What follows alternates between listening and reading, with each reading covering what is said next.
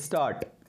Sir, the budget has been variously described and criticized as one that increases the burden of the common man, one which gives concessions to the rich and encourages foreign investments.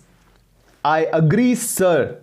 That is all this and much more. But it certainly is not a highwayman's budget. To my mind, sir, the budget is sincere, conscientious, and at the same time, it is a bold effort on the part of the finance minister who is charged with heavy responsibility of finding resources for the third five-year plan. This plan, to my mind, sir, is not at all ambitious. In view of our needs, it may be looked upon as a rather heavy demand, but looking to our needs, it is not very ambitious. Sir, the fact that even the considerations of the coming general elections could not delect the finance minister from the course which seemed to him necessary and proper should earn him the appreciation of every right thinking man.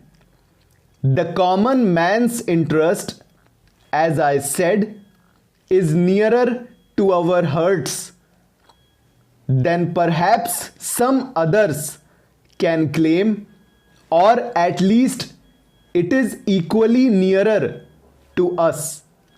And yet there come times in a nation's history when it becomes necessary for the people to postpone the fruits of their labor and enterprise to secure the future.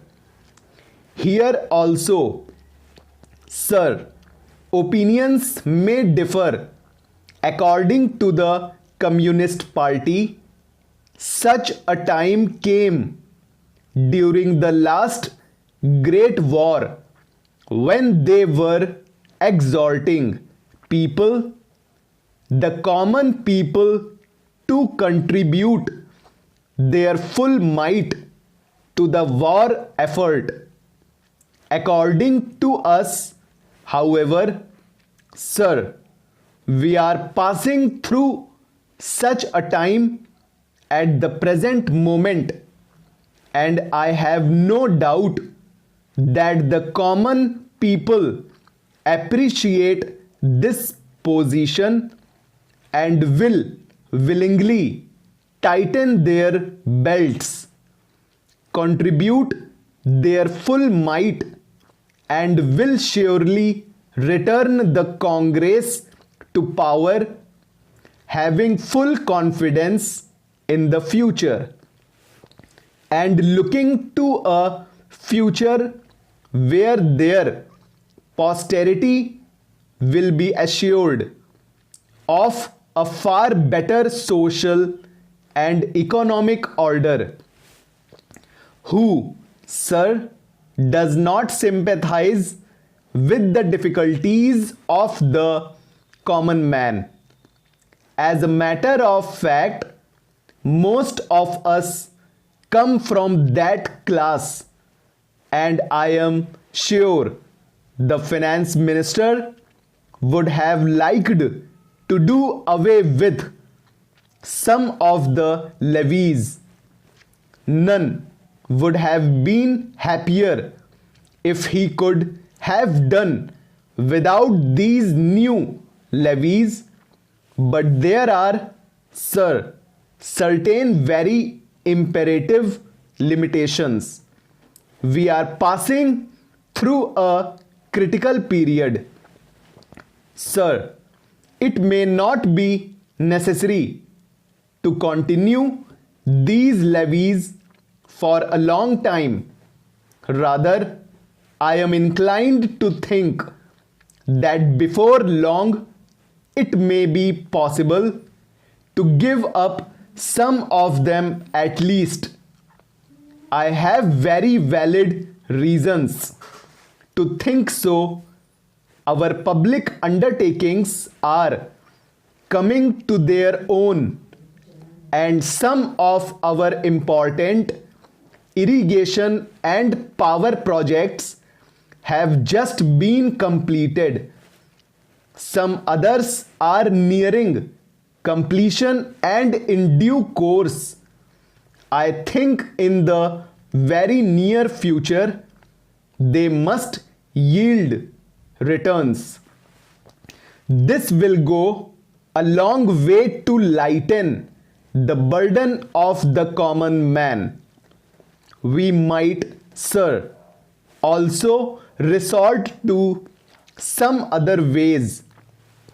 I suggest that we might take to public trading in some specific items of export and import. That would also certainly go a long way and help us. The private corporate sector has been steadily growing and has been developing capacity. It is sure to benefit from all these present concessions and develop greater capacity. This sector must come forward to meet new demands for taxation in the future.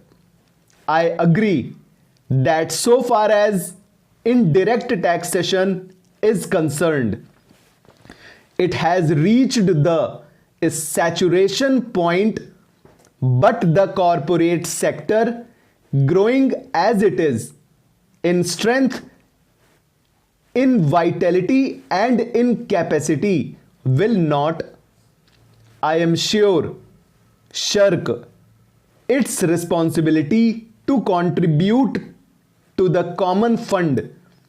I wish, sir, the committee which had been appointed to go into where the additional national income had gone, had entered upon its labors a bit earlier and had made its findings available to us.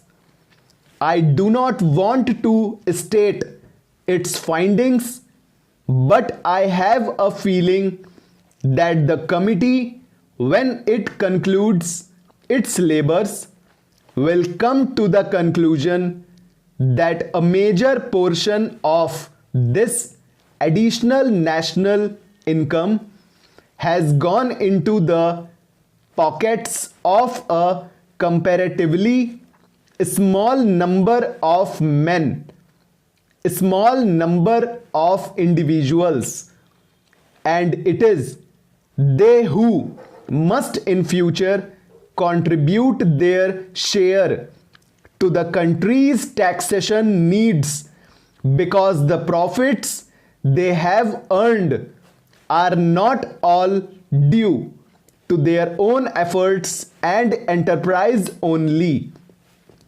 To a very large measure, they are the result of the economic policies of the government and due to certain other circumstances to which they did not contribute anything. Therefore, there is ample justification for the two taxes, the capital gains tax and the excess profits tax. I need not go in detail into all the reasons that my honorable friend has explained earlier so lucidly, but I must say that I entirely agree with them all. Having said this, I would like to say a few words about allocations, which have been made to the various ministries in the budget. Full stop, over.